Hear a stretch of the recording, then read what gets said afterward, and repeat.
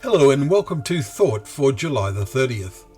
Our readings are 2 Samuel chapter 16, Jeremiah chapter 20 and Romans chapters 5 and 6. Our thought is, who tests the righteous? What powerful chapters we have read today. Firstly, David, humbled by the consequences of his sin, flees from Jerusalem. He refuses to take any action against the one who curses him. He says of Shimei, "Let him curse, for the Lord has told him to. It may be that the Lord will look on the wrong done to me, and that the Lord will repay me with good for his cursing today." 2 Samuel 16, verses 11 and 12. Then we read Jeremiah. The prophet is not suffering because of sin, but because of the reactions to the messages of condemnation from the Lord that he brought to the ungodly leaders of an utterly godless nation. At first he laments, "I have become a laughing stock all the day. Everyone mocks me." Chapter 20, verse 7. He tries not to preach God's message of warning and denunciation anymore, but then says, "I am weary with holding it in, and I cannot." Verse 9. He then appeals to God, "O Lord of hosts, who tests the righteous, who sees the heart and mind, let me see your vengeance upon them, for to you I have committed my cause." Verse 12. What a severe test he was undergoing.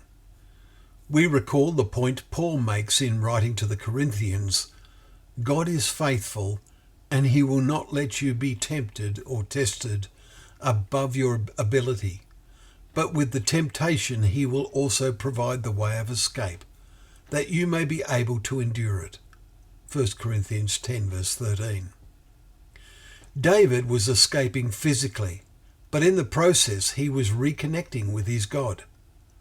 Our New Testament reading provides us with two of the most meaningful chapters in the Bible, Romans 5 and 6. They tell us how Christ died for the ungodly.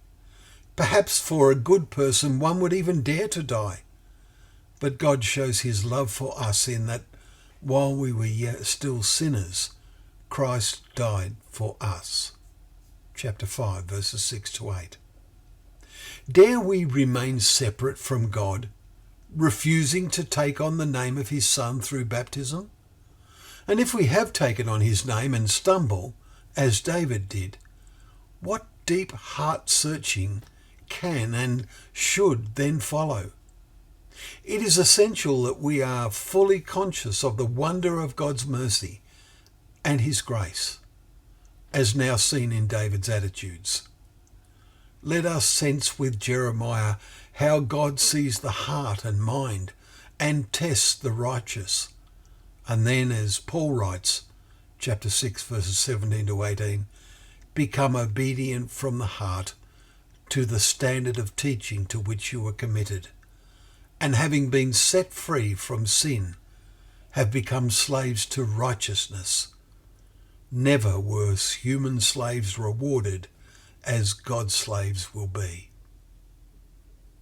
Well, thank you once again for joining us for Thought for the Day, where together we can open up the pages of God's Word, knowing that Word to be a lamp to our feet and a light to our path.